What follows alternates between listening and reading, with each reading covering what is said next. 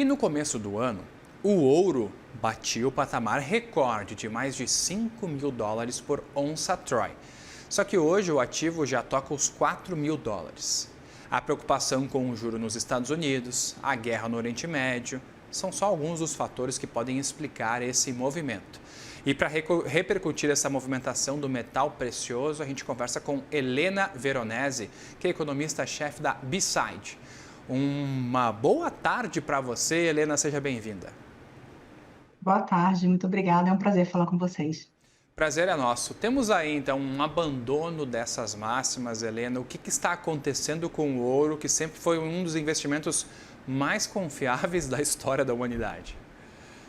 Acho que você começou muito bem. A gente viu o ouro atingindo o seu pico, né, o máximo, o patamar máximo nesse movimento, justamente no começo do ano, que era o momento em que a gente tinha incertezas geopolíticas imensas. Não que nesse momento a gente não tenha, a gente ainda vive um ambiente geopolítico tenso, mas no começo do ano a gente tinha a questão da Venezuela, tinha um risco de ter uma invasão à Groenlândia e tinha ainda essa incerteza de como seria e se haveria de fato essa guerra entre Estados Unidos e Irã, que de fato se desenhou e se mostrou bastante tensa. Além disso, a gente tinha o mundo precificando juros menores nas principais economias, porque foi antes da guerra, foi antes do petróleo.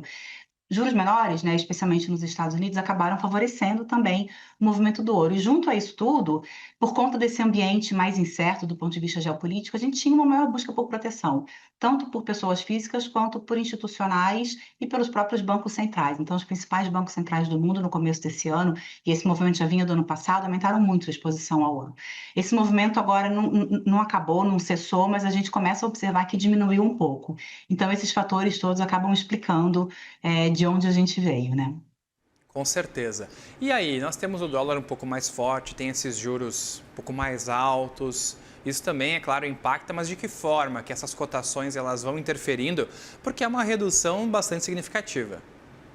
É uma redução significativa porque a gente saiu desse ambiente de absoluta incerteza, a gente ainda está num ambiente geopolítico tenso, né? A gente ainda não sabe exatamente como é que vão se desenhar essas negociações de paz entre Estados Unidos e Irã, mas, por outro lado, e me parece que esse é o principal motivo para a queda recente do ouro, a gente tem as treasuries norte-americanas, os juros reais norte-americanos, nas máximas. Né, a leitura de que a gente teria corte de juros nos Estados Unidos nesse ano, que existia no comecinho do ano, acabou. Pelo contrário, agora o mercado já precifica alta na reunião de setembro, que é a próxima reunião deles. Então, muda um pouco a percepção de juros baixos nos Estados Unidos. E aí, quando a gente tem uma leitura de que os juros vão ficar mais altos nos Estados Unidos, o ouro sofre mesmo. O ouro tem uma relação inversamente proporcional ao movimento de juros americanos. Então, se hoje a gente acha que o governo norte-americano vai remunerar melhor o capital, vai remunerar melhor o investidor, o custo de oportunidade de você carregar ouro diminui um pouco. Junto a isso, a gente teve justamente esse ambiente em que tem uma guerra entre Estados Unidos e Irã, mas nesse momento tem um abrandamento das tensões. A gente vê isso na cotação do petróleo. Com esse abrandamento das tensões, me parece que a busca por proteção em ativos reais está diminuindo um pouco e alguns bancos centrais continuam comprando ouro, mas menos do que estavam no começo do ano. Mas aí qual seria, Helena, o comportamento esperado do ouro caso essas negociações entre Trump, Estados Unidos, com o Irã, a situação ficasse um pouco mais tranquila? Nós teríamos aí uma mudança já repentina, assim como a gente vê as cotações das commodities, por exemplo? Não está sendo repentino, é um movimento que está vindo aos poucos e que, por exemplo, é difícil dizer que é um movimento estrutural ainda, porque justamente a gente está muito dependente dessas negociações entre Estados Unidos e Irã, que estão se mostrando bastante incertas, né? Em uma semana a gente vê que vai andar, na outra semana volta a ter ataque. Então, na nossa leitura, basta a gente ter um escorregão nessas negociações para a cotação voltar a subir. E mais do que isso, não é só geopolítico, a gente tem também a questão de inflação nos Estados Unidos, que está ligado ao geopolítico. Então, se a gente tem ainda um petróleo pressionado, uma leitura de que a inflação lá fora vai ficar alta, e essa me parece ser a leitura desse momento, a tendência é que juros lá fora fiquem altos. E hoje o ouro está mais correlacionado a juros nos Estados Unidos do que a qualquer outra questão. Então, se a gente permanecer observando que os juros lá fora vão ficar elevados, muito provavelmente a gente vai ter um ouro ainda baixo. Mas é isso, basta acabar a guerra, basta o petróleo desacelerar de vez para essa tendência voltar. Então é difícil falar que é estrutural, mas é um movimento que, por hora, me parece que vai permanecer um pouco sim.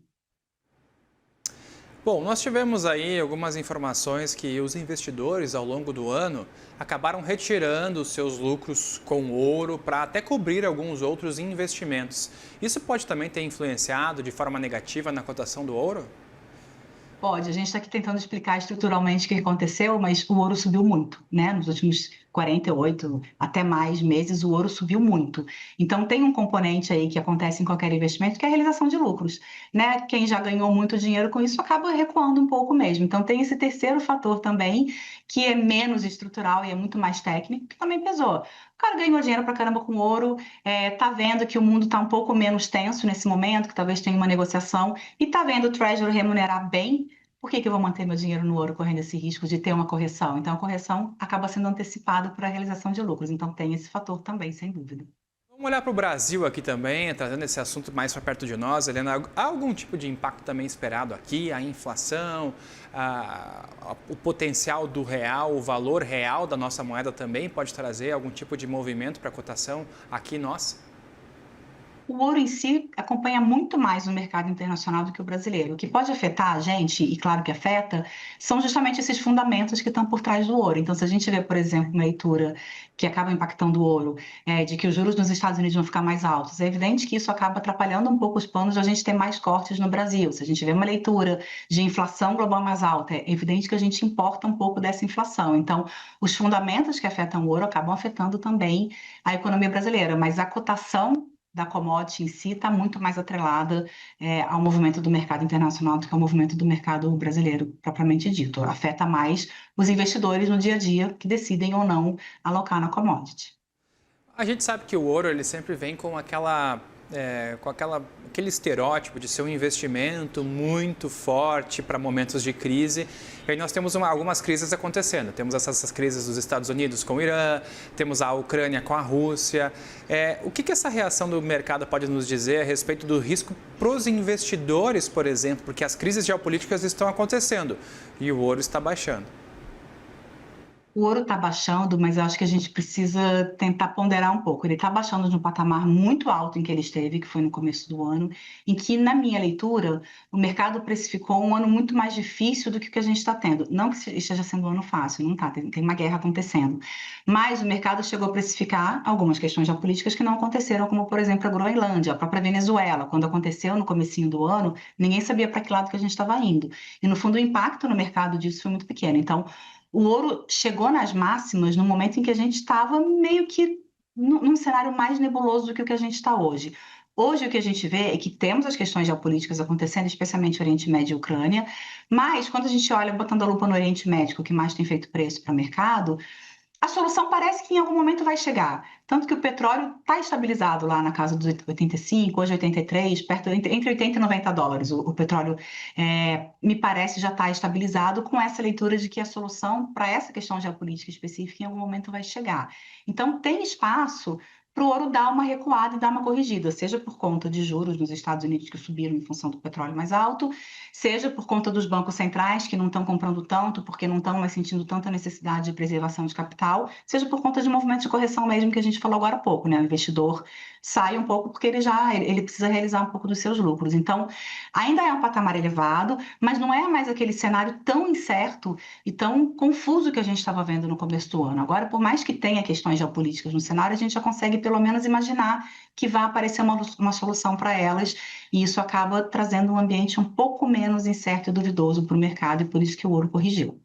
Com todos esses contextos, Helena, então o investidor que nos acompanha deve entender que essa queda do ouro ela é temporária, ou dá para a gente dizer que é o início de um ciclo de baixa aí do minério? Olha, na minha leitura é muito cedo para a gente dizer que isso é um movimento estrutural, tá? Que já é o início de um ciclo de baixa. Na minha leitura, basta uma derrapada nas negociações ou basta a gente começar a ver a inflação norte-americana começar a desacelerar e o Fed começar a sinalizar que talvez possa cortar juros para esse ouro voltar a subir, né? Hoje o que a gente enxerga é que esse movimento está muito ligado ao movimento das treasuries norte-americanas, que hoje precificam alta de juros. Se daqui a pouco a gente começa a ver a inflação voltar, ou o Fed mudar um pouco seu discurso, começar a sinalizar que não só não vai subir, mas que pode ser que corte daqui a pouco, a gente pode sim ver o ouro voltar a subir. Então, é muito cedo para a gente falar que esse é um movimento estrutural. Nesse momento, me parece que é mais um movimento momentâneo, de acordo com o que a gente tem visto em dados por agora, de curto prazo. Só corrigindo, eu falei minério, mas me confundi aqui metal precioso, o ouro metal, um dos mais preciosos que existem por aí. Helena Veronese, economista-chefe da B-Side, muito obrigado pela participação e por ter nos ajudado a entender melhor esse assunto. Eu que agradeço. Nos falamos numa próxima oportunidade. Muito obrigada. Até uma próxima.